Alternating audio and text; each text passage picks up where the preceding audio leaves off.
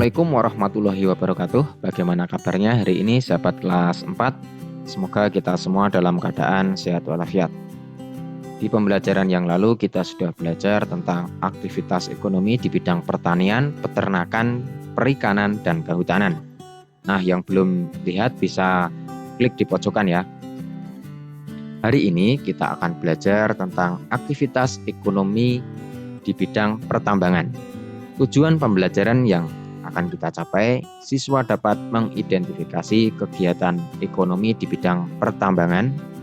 Tentunya tujuan pembelajaran ini bisa kita capai jika memperhatikan dengan sungguh-sungguh, selanjutnya mengerjakan soal latihan yang ada di kolom deskripsi dari video ini. Sebelum mulai belajar, marilah kita berdoa menurut agama dan keyakinan masing-masing. Berdoa disilahkan. Selesai. Aktivitas ekonomi di bidang pertambangan. Kekayaan alam Indonesia juga terkandung di perut bumi, yaitu berupa barang tambang. Di wilayah Indonesia terdapat barang tambang minyak dan gas atau migas, serta barang tambang non-migas.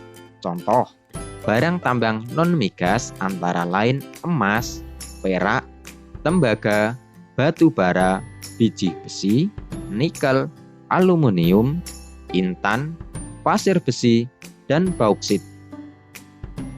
Potensi barang tambang ini hendaknya dikelola dengan optimal bagi kemakmuran rakyat.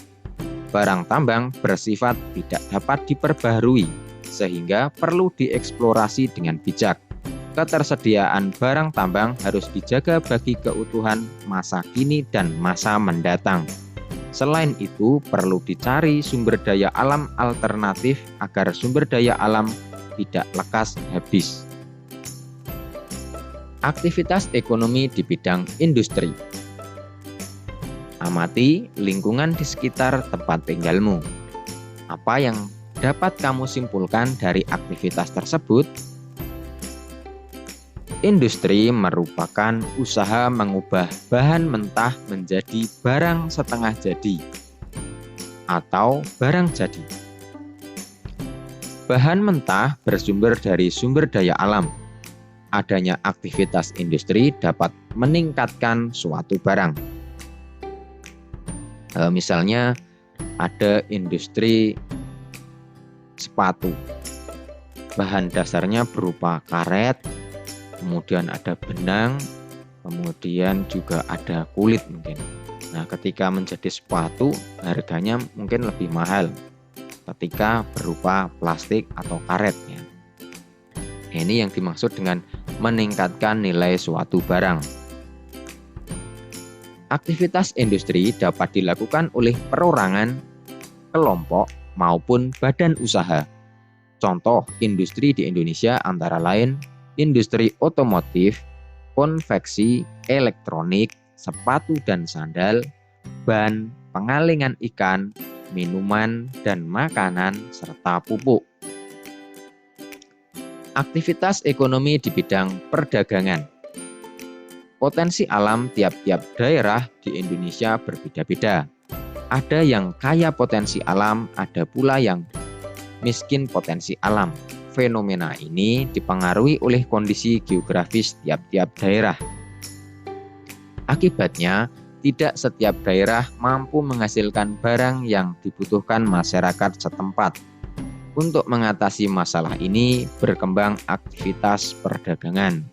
Aktivitas ini dilakukan masyarakat untuk menyalurkan barang atau jasa dari produsen ke konsumen. Barang dagangan dapat berupa hasil pertanian, peternakan, perikanan, hutan, dan industri. Aktivitas perdagangan bisa dilakukan tanpa perantara ataupun dengan perantara. Produsen dapat langsung menjual atau menyalurkan barang dan jasa kepada konsumen. Jika ada perantara, produsen menggunakan perantara untuk menyalurkan barang atau jasa kepada konsumen. Ini gambarnya tentang kegiatan jual beli ya di pasar buah ini. Contoh perantara dalam perdagangan antara lain pedagang besar atau grosir, agen, dan pedagang eceran. Pada perkembangannya, aktivitas perdagangan juga melibatkan masyarakat luar negeri. Kegiatan perdagangan antar negara inilah dikenal dengan sebutan ekspor-impor. Aktivitas ekonomi di bidang jasa. Sebagai negara kepulauan, wilayah Indonesia dihubungkan selat dan laut. Untuk menjangkau antar pulau dibutuhkan sarana transportasi. Di Indonesia, sarana transportasi meliputi transportasi darat, udara, dan laut. Tidak hanya itu, untuk menjalin komunikasi juga diperlukan sarana komunikasi. Kedua sarana ini menunjukkan aktivitas ekonomi masyarakat di bidang jasa. Aktivitas jasa merupakan kegiatan layanan kepada masyarakat dalam rangka memenuhi kebutuhan hidupnya. Nah, ini gambar seseorang sedang memanfaatkan kecanggihan teknologi informasi, berkirim email ya dari internet.